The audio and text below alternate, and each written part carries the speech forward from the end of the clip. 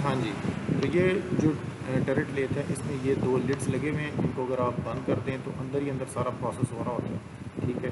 और ये जो है ना इस तरीके से कंट्रोल करते हैं। और इसके बाद हमारे पास आती है स्पेशल पर्पज़ लेथ, सॉरी, इसके बाद हमारे पास टर्रेट लेथ। टर्रेट लेथ का फंक्शन क्या होता है? टर्रेट लेथ बिल्कुल आम इंजन लेथ की तरीके से ही इसकी कंस्ट्रक्शन होती है, लेकिन इसमें डिफरेंस सिर्फ ये होता है कि इसमें जो टेल स्टॉक होता है वहाँ पे और यहाँ पे डिफरेंस ये है कि यहाँ पे टेल स्टॉक की जगह पे एक हेक्सागोनल या ऑक्टागोनल या सिलेंड्रिकल एक टरेट लगा हुआ होता है, इसे हम टरेट कहते हैं। टरेट क्या है कि इसके ऊपर एक टाइम में अगर ये 6 साइडेड है तो इसमें 6 डिफरेंट टूल्स पोस्ट किए जा सकते हैं यहाँ पे, ठीक है। 1 2 3 4 5 6, यहाँ पे जो है ना 6 हम टूल डिफरेंट जो है ना एक ही साथ जो है ना इसके ऊपर आप फिक्स कर सकते हैं, सही है। तो उसका फंक्शन फ़ायदा क्या होता है? उसका फ़ायदा ये होता है, अगर फॉर एग्जांपल आपने एक ऐसा वर्क पीस बनाना है जिसमें आपने ड्रिलिंग भी करनी है, बोरिंग भी करनी है और इंटरनल आपने टैपिंग भी करनी है उसमें, और इसमें जो है आप शैम्फरिंग भी करना चाहते हैं, तो आपको 4-5 टूल्स की ज़रूरत है। वो आप 4-5 टूल्स इसके ऊपर एक साथ ही लगा देते हो और वन बाय वन सारे वर्क पीस के ऊपर जिस स्टेप से आपने डिज़ाइन किया होता है मैन्युफैक्चरिंग को, उस तरीके से आप जो है ना मशीनिंग के सारे प्रोसेस परफॉर्म करके फाइनल वर्क पीस जब तैयार हो जाता है तो उसके यहाँ से निकाल लिया जाता है। यानी कि आप टाइम बचा लेते हो और मैस प्रोडक्शन अगर आपने करनी हो तो आपको आसानी से टर्न लेथ के ज़रिए से आप कर सकते हैं। इसकी बाकी डिटेल आप यहाँ से पढ़ लें। और बाकी इसके अलावा स्पेशल पर्पज़ लेथ क्या होती है? स्पेशल पर्पज़ लेथ के अंदर आपने लेथ सेम वैसे जैसे बाकी लेथ मशीन्स हैं,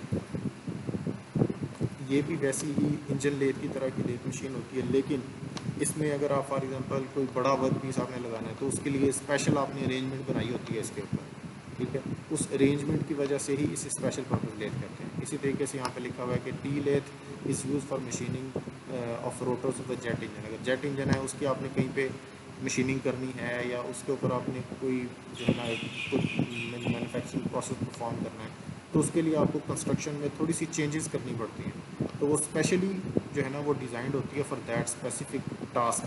तो इस वजह से हम इसे स्पेशल पर्पज़ मशीन कह देते हैं। इस तरीके से ऑटोमेटिक लेथ क्या होती है? ऑटोमेटिक लेथ बिल्कुल वैसी जैसे हमने टूल रूम लेथ देखी थी वैसी होती है, और इसके अंदर फंक्शन इसका ये होता है कि ये सारे के सारे प्रोसेस ऑटोमेटिकली परफॉर्म करती है। आपने जस्ट एक दफ़ा जैसे सीएनसी के ऊपर होता है, आपने प्रोग्राम को एक दफ़ा फीड कर देना, उसके बाद ऑटोमेटिकली वो सारे प्रोसेस परफॉर्म करती है। ये ऑटोमेटिक लेथ भी इसी तरीके से काम करती है। आपने प्रोग्राम फीड कर दिया, ऑटोमेटिकली जो है ना वो सारे के सारे काम यानी कि जो स्टेप आपने जिस तरीके से डिज़ाइन करके फीड कर दिए उसी तरीके से ये वन बाय वन सारे स्टेप और सारे के सारे प्रोसेस को परफॉर्म करेगी ऑटोमेटिक लेथ। और इसमें आपको हैवी ड्यूटी और हाई स्पीड और मैस प्रोडक्शन के लिए जो रिक्वायरमेंट जितनी होती हैं आपकी वो सारी की सारी ये ऑटोमेटिक लेथ पूरी करती है। इसी तरीके से वो जो ऊपर सारे पार्ट्स लिखे हुए थे लेथ मशीन के उनकी सारी डिटेल यहाँ पे मौजूद है, सही है। तो इन सारी की सारी डिटेल्स को आपने यहाँ से पढ़ लेना है जैसे हमने डिस्कस किया है। लेथ के ऊपर ऑपरेशन कौन कौन से किए जा सकते हैं? लेथ ऑपरेशन में अगर आप देखें तो लेथ मशीन की कंस्ट्रक्शन ये बताती है कि ये सिलेंड्रिकल वर्क पीसेस के ऊपर सारे के सारे जो प्रोसेस हैं वो परफॉर्म यहाँ पे किए जा सकते हैं। उनकी डिटेल में सबसे पहले स्ट्रेट टर्निंग है, शोल्डर टर्निंग है, टेपर टर्निंग है, शैम्फरिंग है, एक्सेंट्रिक टर्निंग है, थ्रेड कटिंग है, facing, forming, filing, polishing, grooving, knurling, spinning और स्पिन वाइंडिंग। ये एग्जांपल के तौर पे ये सारे प्रोसेस लिखे हुए हैं। इसके अलावा भी प्रोसेस जो हम सिलेंड्रिकल वर्क पीस पर परफॉर्म कर सकते हैं वो सारे यहाँ पे हो सकते हैं। इनकी अगर हम डिटेल देखें तो ये हमारे पास कुछ स्कीमेटिक्स हैं, ये हमें बता सकती हैं कैसे कैसे कौन कौन सा वर्क प्रोसेस हम परफॉर्म कर सकते हैं। ये हमें ये फॉर एग्जांपल आप सपोज करेंगे ये चक है और ये जो है ना वो टेल स्टॉक का डेड सेंटर है और ये हमारा वर्क पीस है और ये हमारा नर्लिंग टूल है। नर्लिंग एक ऐसा प्रोसेस होता है जिसके ज़रिए से आप वर्क पीस के ऊपर कोई भी पैटर्न बना सकते हो ताकि आपको ग्रिप करने में आसानी हो। सेकेंडली फेसिंग का प्रोसेस क्या होता है? फेसिंग के अंदर ये आपका अगर वर्क पीस है और ये चक है और ये आपका फेसिंग टूल है तो ये देखें यहाँ से वर्क पीस को आहिस्ता आहिस्ता रिमूव कर रहा है और ये इस डायरेक्शन में मूव करता जाएगा और ये वाला वर्क पीस ये वाला जो वर्क इसका मटेरियल है ये यहाँ से रिमूव होता जाएगा। तो बेसिकली लेंथ कम करने का प्रोसेस और स्मूथ फेस बनाने का जो प्रोसेस है उसे हम फेसिंग कह रहे होते हैं।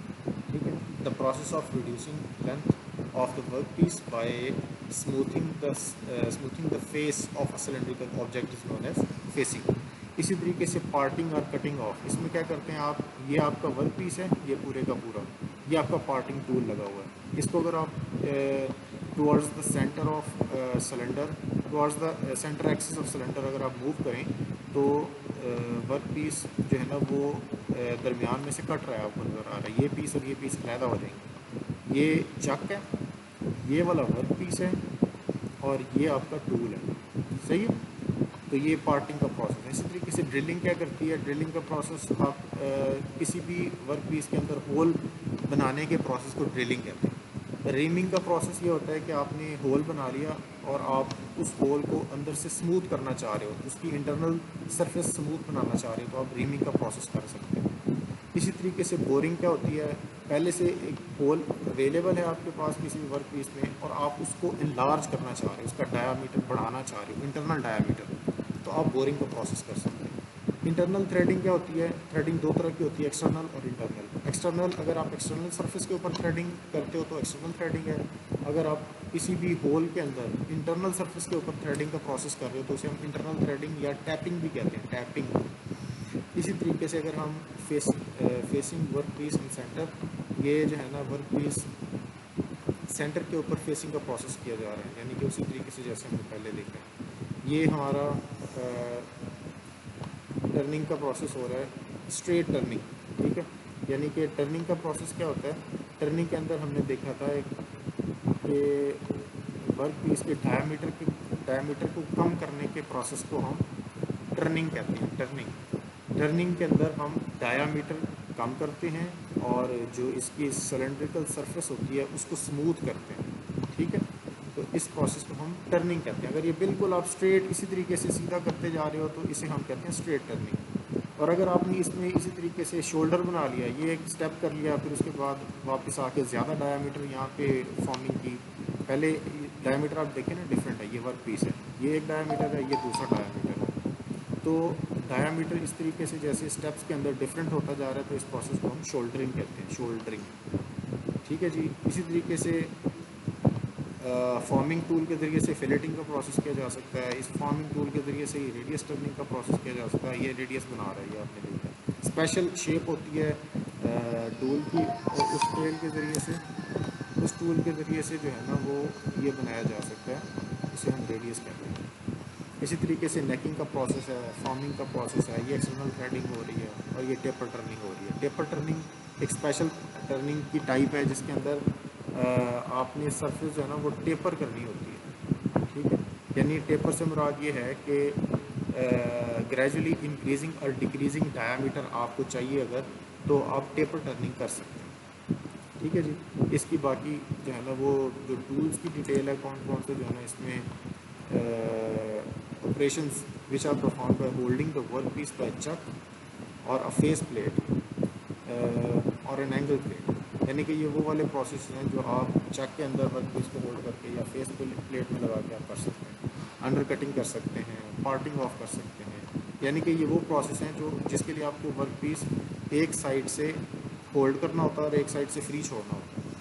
ठीक है, तो आप फ्री वाली साइड से ये सारे के सारे प्रोसेस कर सकते हैं।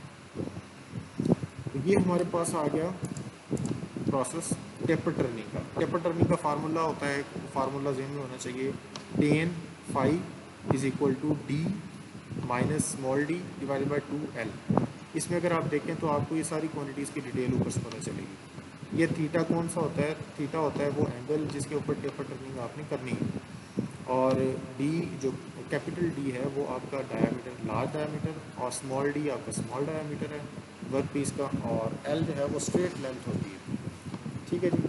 तो ये आपका टूल जो है ना वो इस तरीके से ये आप फीड दे रहे हो और ये मटेरियल को रिमूव कर रहा है और आपकी टेपर टर्निंग का प्रोसेस हो रहा है। तो ये आपको फार्मूला पता होना चाहिए, इस फार्मूले को यूज़ करके आप टेपर टर्निंग के प्रोसेस के अंदर से टेपर टर्निंग प्रोसेस कर सकते हैं। तो कटिंग टूल कौन कौन से यूज़ होते हैं जी, सिंगल पॉइंट कटिंग टूल, ये जिस तरह ये एक ही